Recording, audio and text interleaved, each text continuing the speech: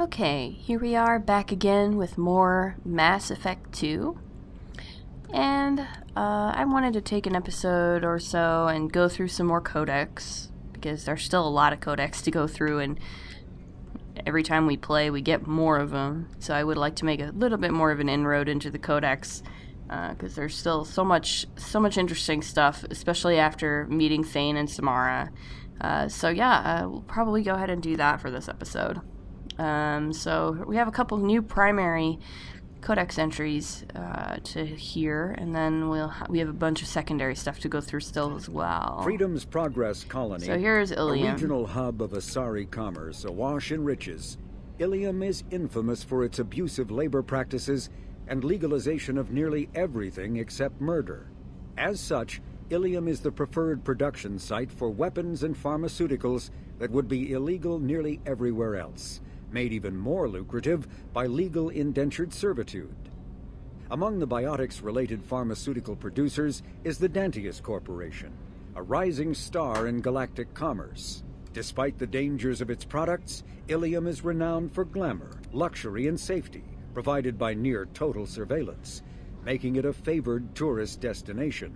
Countless celebrities maintain palatial estates on Ilium and in its capital Nos Astra.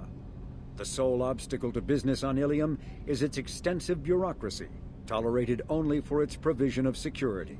Regardless of the character of its economy, Ilium's self-congratulatory media exalts its own society with the provincial arrogance of new money, glorifying in sexiest CEOs and 10 richest residents lists.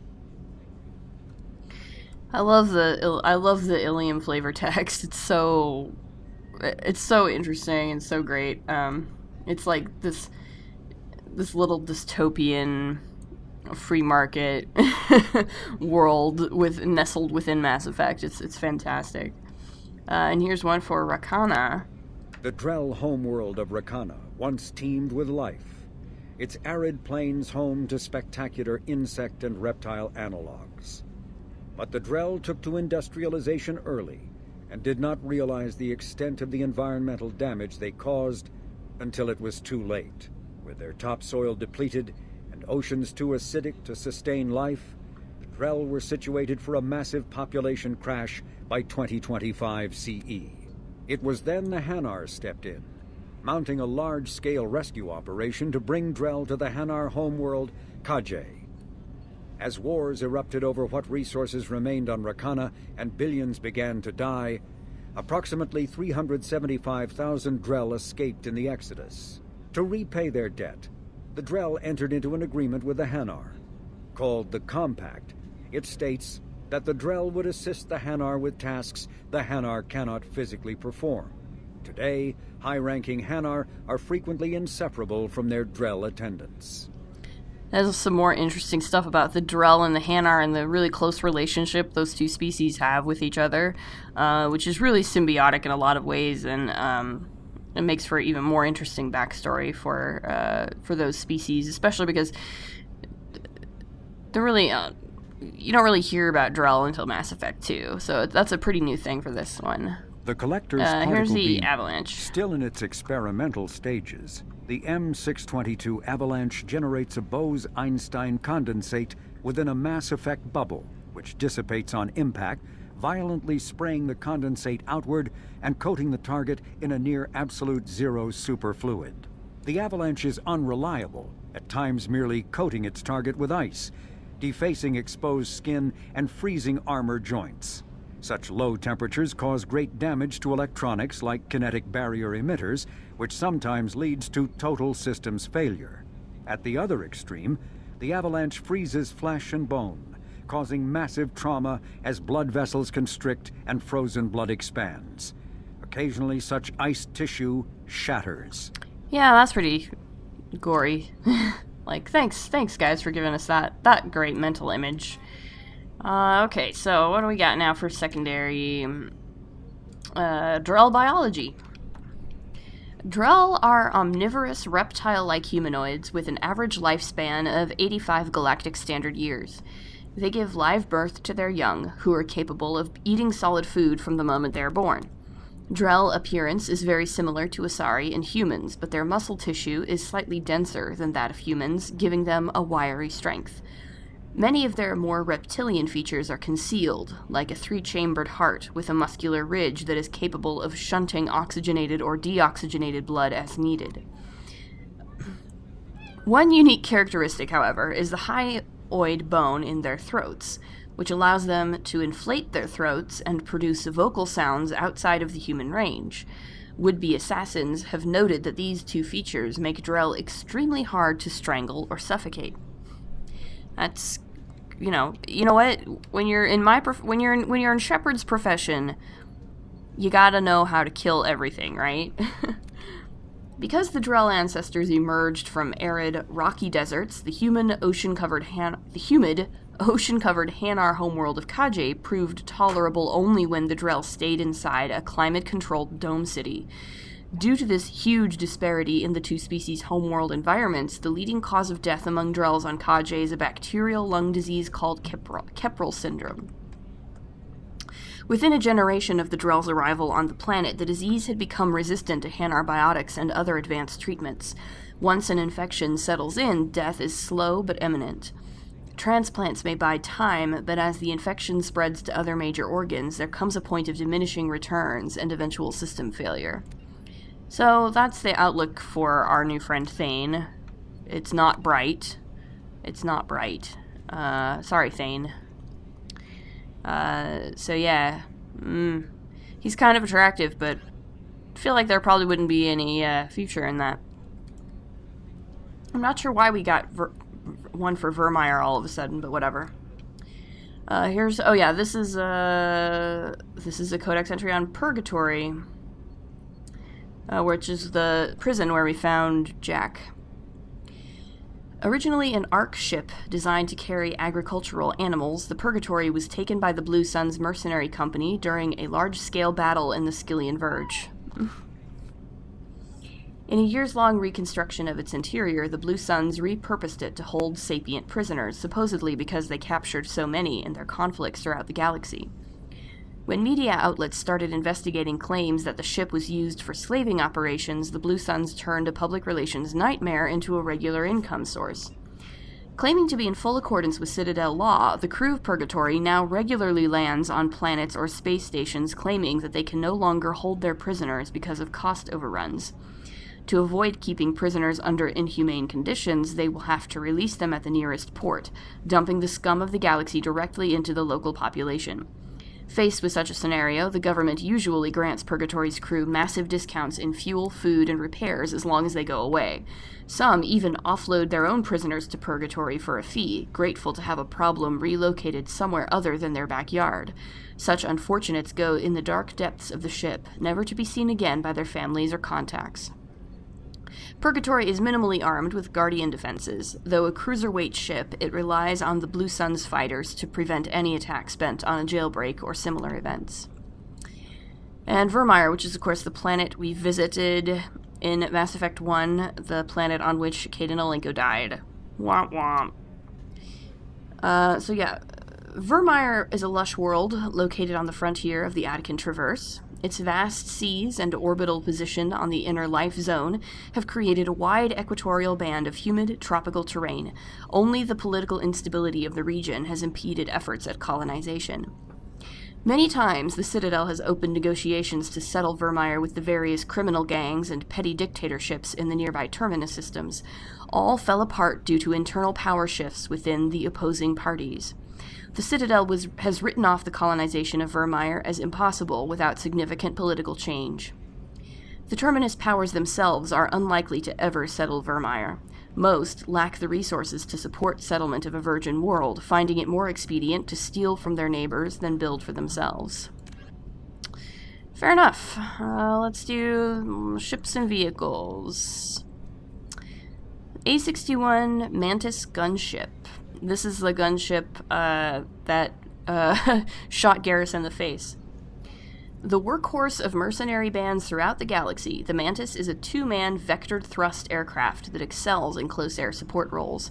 Highly modular in construction, the Mantis can be reconfigured as a low-altitude gunship, a fighter, a high-altitude bomber, or even a single-stage-to-orbit space plane that can engage enemy craft around a planet or space station.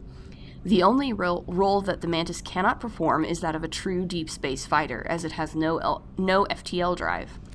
First rolled off the assembly lines in 2170, the Mantis remains in service in dozens of armies across the galaxy. It is most commonly used as air support in pitched ground battles in a configuration that sports two pods for Inferno PKRs, precision kill rockets, and a chin-mounted M350 mass accelerator cannon. Its kinetic barriers, thermal decoy system, and electronic countermeasures suite make the Mantis far less vulnerable to surface-to-air attacks than previous generations of aircraft. Like most modern planes, the Mantis uses an Element Zero core to ease the load of the engines with a mass effect field, allowing it to take off vertically or hover in place using minimum fuel.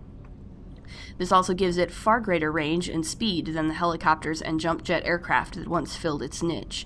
A Mantis can take off from Baton Rouge, reach Moscow in a few hours, fly a ground attack mission, and return home before having to refuel. That's pretty impressive to do on one tank of fuel, especially for a gunship that small, I gotta say.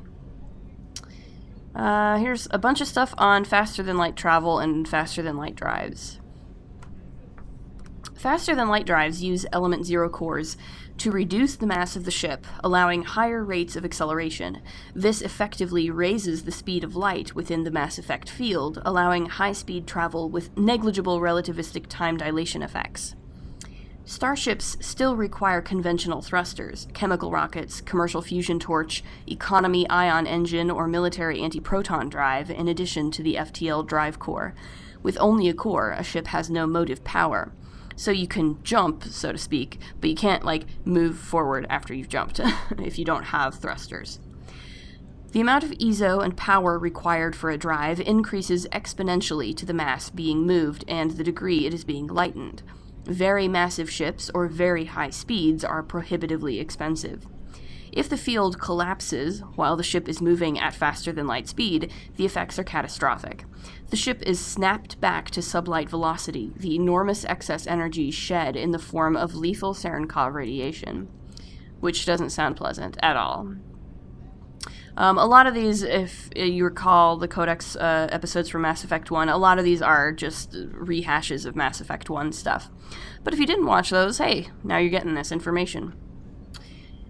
Appearance. New space travelers ask, what does it look like outside a ship moving at faster-than-light speed? Part of the answer can be seen in a simple pane of glass. Light travels slower through glass than it does through open air. Light also moves slower in conventional space than it does in a high-speed mass effect field. This causes refraction. Any light entering at an angle is bent and separated into a spectrum. Objects outside the ship will appear refracted. The greater the difference between the objective, exterior, and subjective, interior speeds of light, the greater the refraction. As the subjective speed of light is raised within the field, objects outside will appear to redshift, eventually becoming visible only to radio telescope antennae. High-energy electromagnetic sources normally hidden to the eye become visible in the high blue spectrum. As the speed of light continues to be raised, X-ray, gamma ray, and eventually cosmic ray sources become visible. Stars will be replaced by pulsars, the accretion disks of black holes, quasars, and gamma ray bursts. To an outside observer, a ship within a Mass Effect drive envelope appears blue-shifted. If within a field that allows travel at twice the speed of light, any radiation it emits has twice the energy as normal. If the ship is in a field of about 200 times light speed, it radiates visible light as X-rays and gamma rays, and the infrared heat from the hull is blue-shifted up into the visible spectrum or higher. Ships moving at FTL are visible at great distances, though their signature will only propagate at the speed of light. So yeah, you still only see it at the speed of light, so it would still take years for it to travel to, the nearest planet or whatever. Drive charge. As positive or negative electric current is passed through an FTL drive core, it acquires a static electrical charge. Drives can be operated an average of 50 hours before they reach charge saturation. This change is proportional to the magnitude of mass reduction. A heavier or faster ship reaches saturation more quickly. If the charge is allowed to build, the core will discharge into the hull of a ship. All ungrounded crew members are fried to a crisp, all electronic systems are burned out, and metal bulkheads may be melted and fused together. Pretty nasty. The safest way to discharge a core is to land on a planet and establish a connection to the ground, like a lightning rod. Larger vessels, like dreadnoughts, cannot land and must discharge into a planetary magnetic field. The ship passes the charge from the drive core to the exterior armored hull, then dives into the magnetic field. As the hull discharges, sheets of lightning jump away into the field, creating beautiful auroral displays on the planet. The ship must retract its sensors and weapons while dumping charge to prevent damage, leaving it blind and helpless. Discharging at a moon with a weak magnetic field can take days. Discharging into the powerful field of a gas giant may require less than an hour. Deep space facilities such as the Citadel often have special discharge facilities for visiting ships. Space combat. I love the space combat stuff. All this stuff is so interesting to me, and how, like, the logistics of how space combat would actually work when you're in the vacuum of space is kind of, like, the fact that somebody actually sort of thought through all of this really boggles my mind sometimes. So heat limits the length and intensity of ship-to-ship combat. Starships generate enormous heat when they fire high-energy weapons, perform maneuvering burns, and run onboard combat electronics. Naturally, even my computer generates a lot of heat, so that makes sense. In combat, warships produce heat more quickly than they can disperse it. As heat builds within a vessel, the crewed spaces become increasingly uncomfortable. Before the heat reaches lethal levels, a ship must win or retreat by entering FTL. After an FTL run, the ship halts, shuts down non-essential systems, and activates the heat radiation gear. Combat endurance varies by ship design and by the battle's location. Battles in the deep cold of interstellar space can go on for some time. Engagements close to a star are brief. Since habitable worlds are usually close to a star, battles over them are frantic. And I'd imagine most space battles probably take place near planets and therefore relatively near stars, because, I mean, otherwise, what else are you fighting over if you're in the middle of nowhere, right? What's the point of fighting over a patch of deep space? So here's general tactics for space combat. Shells lofted by surface navies crash back to Earth when their acceleration is overwhelmed by gravity and air resistance. Okay, sure, that makes sense. In space, a projectile has unlimited range. It will keep moving until it hits something, because of course in space there is no gravity and no friction, so that makes sense too. Practical gunnery range is determined by the velocity of the attacker's ordnance and the maneuverability of the target. Beyond a certain range, a small ship's ability to dodge trumps a larger attacker's projectile speed. The longest ranged combat occurs between dreadnoughts, whose projectiles have the highest velocity but are the least maneuverable. The shortest range combat is between frigates, which have the slowest projectile velocities and highest maneuverability. Opposing dreadnoughts open with a main gun artillery duel at extreme ranges of tens of thousands of kilometers. The fleets close, maintaining evasive lateral motion while keeping their bow guns facing the enemy. Fighters are launched and attempt to close to disruptor torpedo range. Cautious admirals weaken the enemy with ranged fire and fighter strikes before committing to close action. Aggressive commanders advance so cruisers and frigates can engage. At long range, the main guns of cruisers become useful. Friendly interceptors engage enemy fighters until the attackers enter the range of ship-based guardian fire. Dreadnoughts fire from the rear, screened by smaller ships. Commanders must decide whether to commit to a general melee or retreat into FTL. At medium range, ships can use broadside guns. Fleets intermingle, and it becomes difficult to retreat in order. Ships with damaged kinetic barriers are vulnerable to wolf-pack frigate flotillas that speed through the battle space. Only fighters and frigates enter close knife fight ranges of 10 or fewer kilometers. Fighters loose their disruptor torpedoes, bringing down a ship's kinetic barriers and allowing it to be swarmed by frigates. Guardian lasers become viable weapons, swatting down fighters and boiling away warship armor. Neither dreadnoughts nor cruisers can use their main guns at close range. Laying the bow on a moving target becomes impossible. Superheated thruster exhaust becomes a hazard. Let's see, planetary assaults. Planetary assaults are complicated if the target is a habitable garden world. The attackers cannot approach the defenders straight on. The Citadel Conventions prohibit the use of large kinetic impactors against habitable worlds. In a straight-on attack, any misses plow into the planet behind the defending fleet. If the defenders position themselves between the attackers and the planet, they can fire at will while the attacker risks hitting the planet, which naturally is a bad idea, even if it wasn't illegal. Successful assaults on garden worlds hinge upon up-to-date intelligence. Attackers need to determine where the enemy's defenses are so they may approach from an angle that allows them to fire with no danger of collateral damage. Note, this is not necessary for hostile worlds. Once control of orbit has been lost, defensive garrisons disperse into the wilderness. An enemy with orbital superiority can bombard surface forces with impunity. The best option for defenders is to hide and collect reconnaissance in anticipation of relief forces.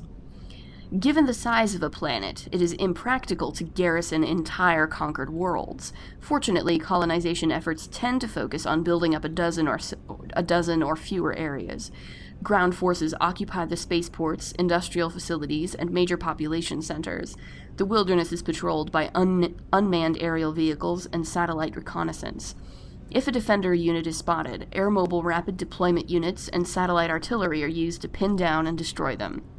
That makes sense too. Like, if you're looking at a completely uninhabited garden world, you know, how long would it take to actually fully populate the whole thing? I mean, look at how long it took Earth to get fully populated. I mean, even with that kind of technology, it would still probably take centuries to get the whole planet populated. So anyway, here's pursuit tactics. Dependent on light, sensors cannot detect objects moving at faster than light speeds. No ship can be detected at interstellar ranges. Detection at interplanetary ranges suffers from light speed lag. Observers see ships not where they appear to be, but where they were when the light bearing their image left them minutes, hours, or days before. To counteract light speed lag, battle fleets surround themselves with spheres of screening and scouting frigates. Pursuers cannot detect ships and directly intercept them. Instead, pursuers track where objects were, where they were heading, and at what speed they were moving. Such data reliably predicts an object's future location and for pursuit along its light-lagged wake. Ships trying to evade pursuit follow erratic zigzag courses, requiring pursuers to make stops to update their projections. Which again makes sense. You can't rely on your eyes when you're in the middle of space and everything's moving at faster than the speed of light, because your eyes still only see at the speed of light. Space combat trans-relay assaults. The crucial choice for any attack through mass relays is how to divide the fleet for transit. The accuracy of a relay's mass projection depends on the mass being moved and how far it's going. Any long distance and/or a high mass jump will see drift. That is, a ship may be hundreds or millions of kilometers from its intended drop point in any direction from the relay. Which, yeah, I can imagine would be a problem in terms of battle tactics. Distance can't be chosen by admirals, but a relay is told how much mass to transit. For example, if told to move 1 million metric tons of mass, the relay will scan the approach corridor, find 4 250,000-ton freighters, and transit them together, maintaining their relative positions. A commander has the option of moving his fleet as one large, coherent formation that may be wildly off position, or breaking it up into many smaller formations that will be individually closer to the intended attack point, but could be widely dispersed. Conservative assault doctrine holds that fleets should be moved en masse, maintaining concentration of force and reducing the chances of collision. The only time it is reasonable to split up a formation is during blockade running. Okay, now we're into starships, and the different kinds of starships, and how starships work. So, here's carriers. All races provide their fleets with organic fighter support. Cruisers fit a handful in the space between the interior pressure hulls and exterior armor. Dreadnoughts have a hangar deck within the hull. Humans who had only recently graduated from surface to space combat were the first to build ships wielding fighters as the main armament. In fleet combat, carriers stay clear of battle, launching fighters bearing disruptor torpedoes. Fighters are the primary striking power of the ship. If a carrier enters mass accelerator range of the enemy, things have gone very wrong. It is possible to recover and rearm fighters during combat, though most carriers seal the flight deck and try to stay out of the way. The flight deck is essentially a corridor through the armor and into the heart of the vessel. A single well-placed torpedo is enough to gut a carrier. Alliance carriers are named after great leaders, artists, and intellectuals from human history. I think that's really cool, the idea that humanity introduced the idea of carriers into, like, this whole situation of space combat. Crew considerations. Cabins give each individual 10 cubic meters of space. On larger vessels, private rooms are common. As ships get smaller, the number of crew packed into a single wardroom increases. Asari prefer shared spaces even on large vessels, while Krogan territorial instincts make it impossible for them to cohabitate even on the smallest ships.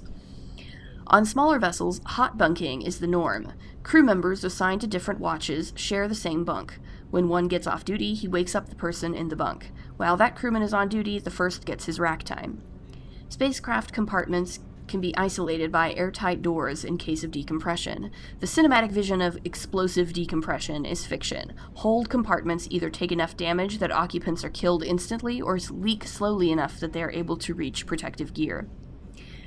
Compartments are equipped with emergency life support apparatus, fireproof plastic bubbles with air bottles. Small when stowed, ELSA comfortably accommodates one individual when inflated. Damage control procedure cuts off ventilation to burning compartments. Without oxygen to consume, fires die in seconds. The compartment is repressurized afterwards for crew recovery.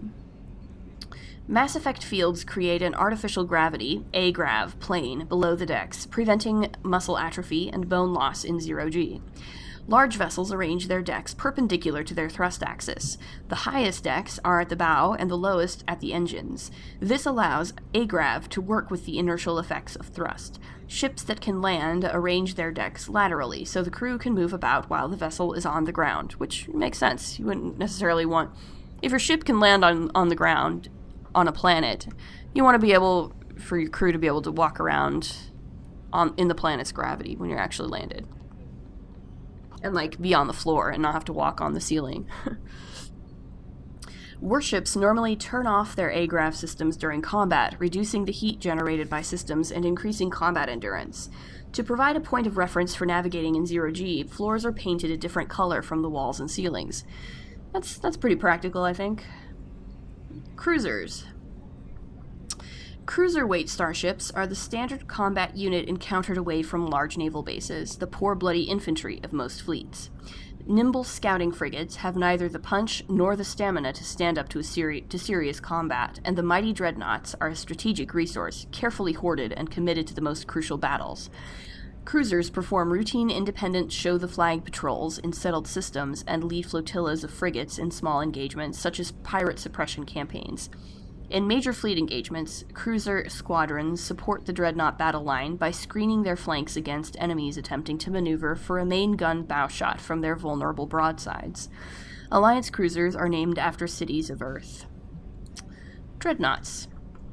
The ultimate arbiter of space warfare, the dreadnought employs millions of tons of metal, ceramic, and polymer in the projection of firepower against an enemy vessel of like ability.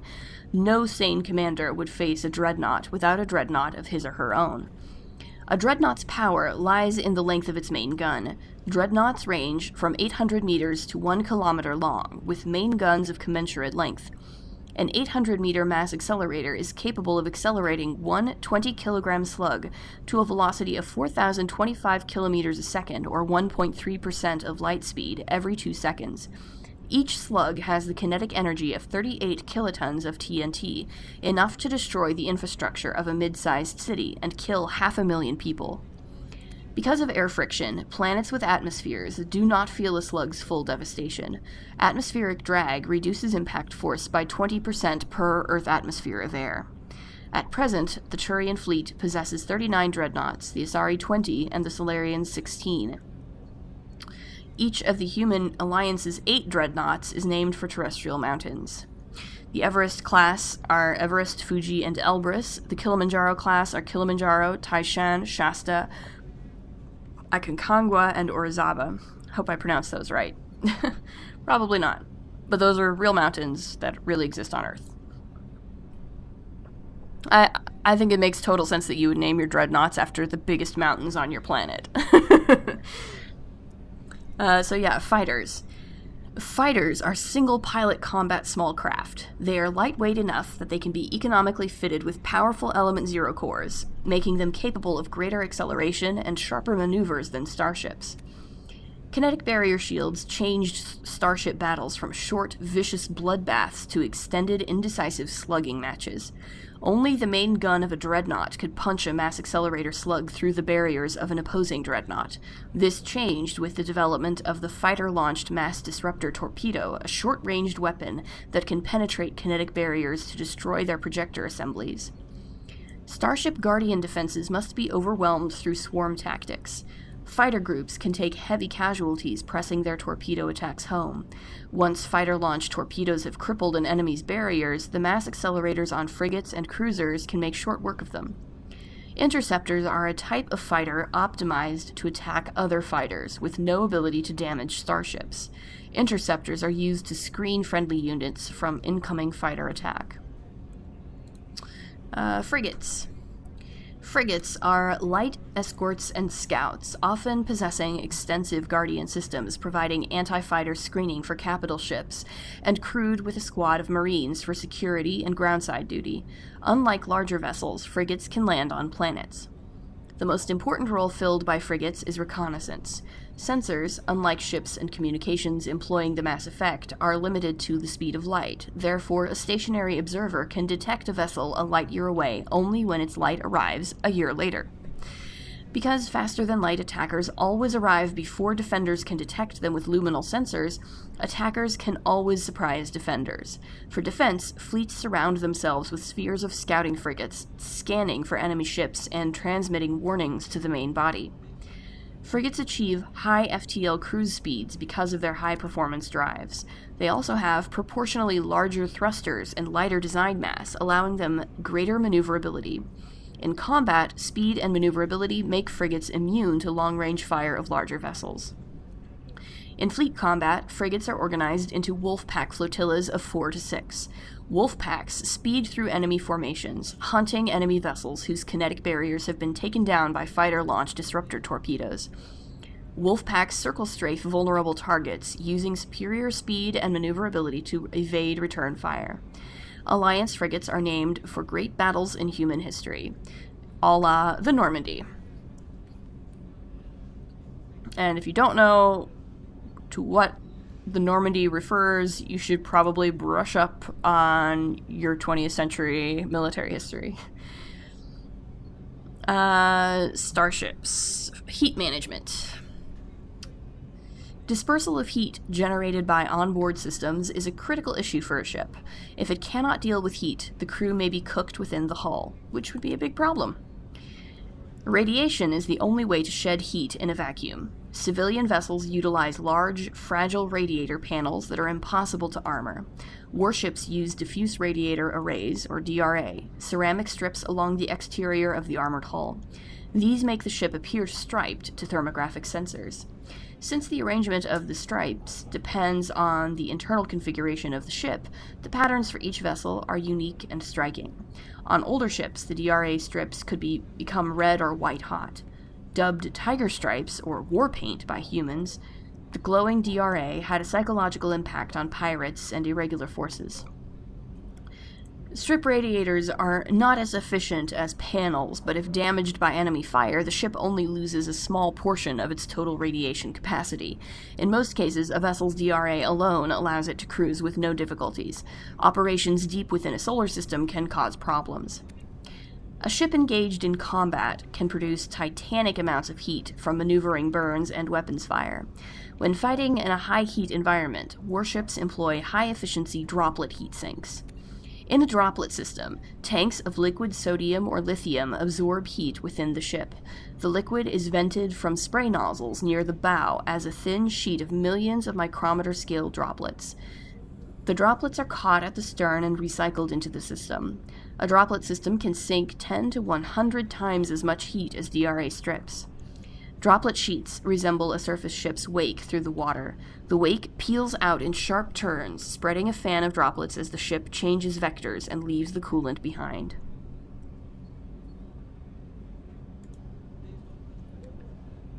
Sorry for the pause. Oh, yep.